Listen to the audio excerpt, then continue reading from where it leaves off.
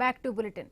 Davos వేదికగా తెలంగాణకు భారీ పెట్టుబడులు వచ్చాయి. సీఎం రేవంత్ రెడ్డి బృందం కీలక ఒప్పందాలు చేసుకుంది. ప్రపంచవ్యాప్తంగా గుర్తింపు పొందిన రష్మి గ్రూప్ తెలంగాణలో స్టీల్ ప్లాంట్ ఏర్పాటుకు ముందుకు వచ్చింది.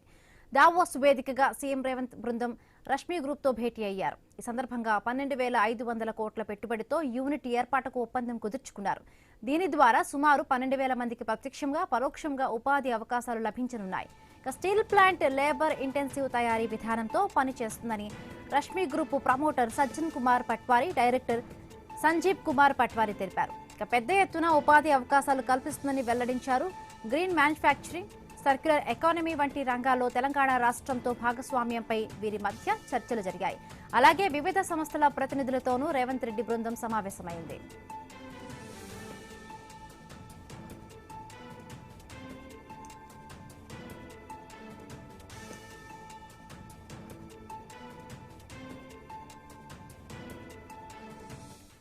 ₹6,000 కోట్లతో తెలంగాణ రాష్ట్రంలో స్లోవేకియా రియాక్టర్ విద్యుత్ ప్లాంట్ అభివృద్ధి చేసేందుకు ఆ సంస్థ రేవంత్ రెడ్డి ప్రభుత్వానికి ఈఓఈ సమర్పించింది. అటు 1,000 కోట్ల పెట్టుబడికి మరొక పారిశ్రామిక సంస్థ ముందుకు వచ్చింది. అమెరికాకు చెందిన సర్గాడ్ లోరియర్ సంస్థ ప్రపంచంలోనే మొట్టమొదటి బ్యూటీ టెక్ జీసీసీ ఏర్పాటుకు ముందుకు వచ్చింది.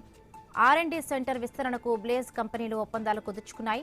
కొన్ని సంస్థలు పెట్టుబడులు పెట్టేందుకు ముందుకు రాగా మరికొన్ని సంస్థలు తమ యూనిట్లను ఏర్పాటు చేసేందుకు అంగీకారం తెలిపాయి.